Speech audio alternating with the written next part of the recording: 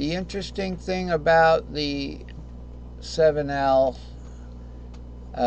is that, once again, these share notes here. Okay, so if you're on a S2L, which is 3, 5, 6 root, you know the S3S isn't far away. So there's the 7R that we had to do for the 2 and the other chart. All right, so we got involved with that one. It just happened to be right there. All right, let's. So this is actually today's chart. I guess we could.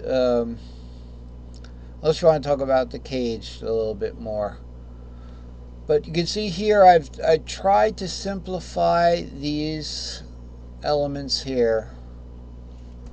Tried to simplify these, but you got to give credit for these patterns being kept in a coherent manner, so you know what pattern you're in. So if I'm doing 5, 6, 7, R2, 3, 4, 5, 6, and I want to guess where this 7R is, I'm not going to guess where it is. When I hit the 5, 6, I know that's the 5, 6 of this pattern that I've already internalized.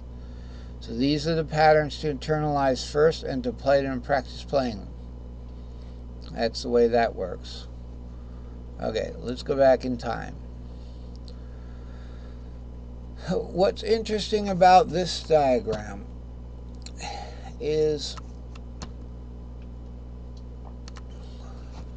these fret nuts here, because we were just talking about this, weren't we? We were just talking about, this is C in the key of C. It's called key of caged. It's all these keys: key of C, key of A, key of G, key of E, key of D. There's key of A, key of G, key of E, and key of D.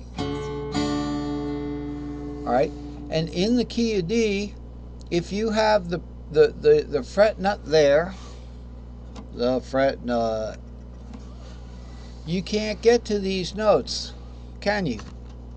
You can't. They don't. They're not. No string. No string. No sound. So you have to get this 3 and this 7 from over here. Okay, so instead of just remembering, so I used to remember something about D, like it was on the 3rd string that I had to do a double, so it was like I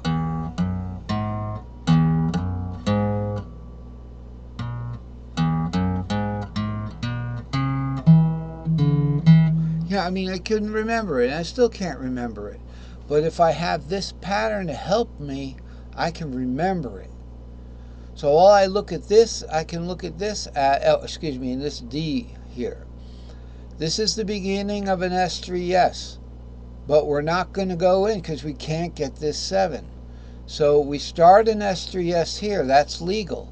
We can do the 5, 6. As soon as we hear the 5, 6, okay, so it's 2, 3, 4, 5, 6. Now you're not going to hear it because that's minor. That's Dorian, isn't it?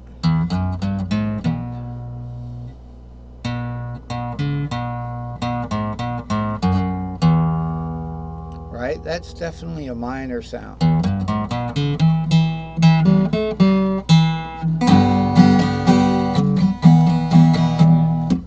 All right, something like that. So you don't always have to use sound. It can be a little misleading.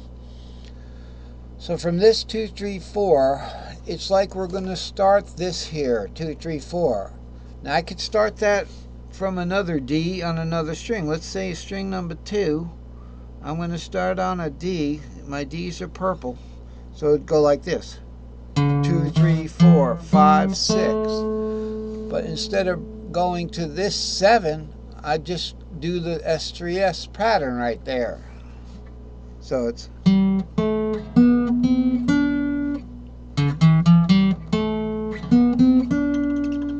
okay. That's because it didn't hit a warp and it didn't hit the end of the fretboard. This is very valuable if we're on actually in the key of D down here and we want to hit this 3 and this 7 down here. Instead of trying to remember, oh, wait a minute.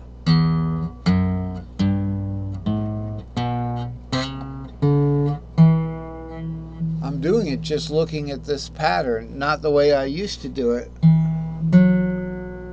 Okay? What we want to do is internalize the fact that we're using this pattern now.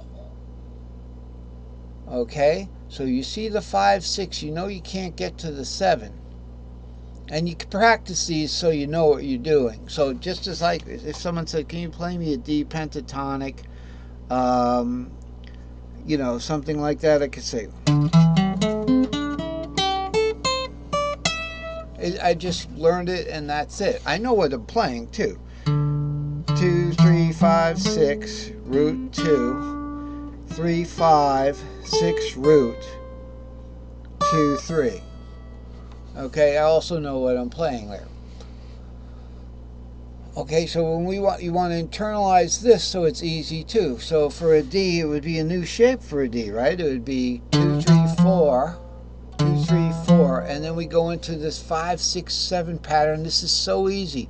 5, 6, 7, root 2, 3, 4, 5, 6. As soon as we see this 5, 6, we know we're at the 5, 6 of the S3S, so we're going to go 7R2. Okay, so it's 2, 3, 4, 5, 6, 7, root 2, 3, 4, 5, 6. And now I have to warp it. 7 root. Okay, try one time.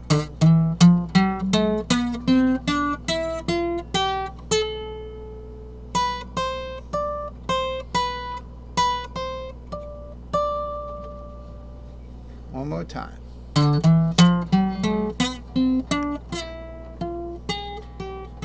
That's the whole S3XL. 5, 6, 7, root 2, 3, 4, 5, 6. Oh wait, 5, 6. We've done a 5, 6. Then we know we're going to do a 7. But we got to warp it. So there's 7 root 2. That goes right off the chart there. See, I'm going to have to work on these. This 7R is actually listed as a 6-7R, but really it's better to reference it from the 5-6 than reference it from the 4-5. Sure, you could maybe do this. It depends on how you learn it. You know this is the S2L here. So it's 3, 4, 5, 6, 7R. Alright? So 3, 4, 5, 6, 7R. Now this is warped. It's warped. Down here it isn't warped. 3, 4, 5, 6, 7R. This is the perfect P4 pattern. Alright? So when you finish this one, you go R2, 3, 4, 5, 6. Where do I go from there? You can either look at this 7R as a 7R here from a 5, 6, 7R, or you go 4, 5, and then you can come back over here for the 6, 7R. Oh, I saw a 4, 5. I played a 4, 5. Okay. I'm going to play a 6, 7R because 4, 5 is right here. I'm going to go right into a S2L with a 6, 7R. Look for these 4, 5s and these 5, 6. I just learned this myself now. These are the key notes that you can lock in when as soon as you overlap from these patterns.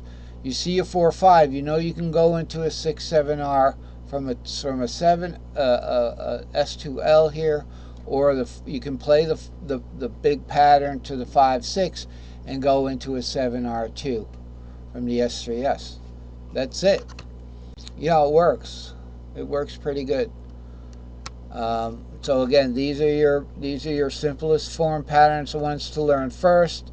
Learn this one, and then the 7L pattern. I think it was hiding behind me.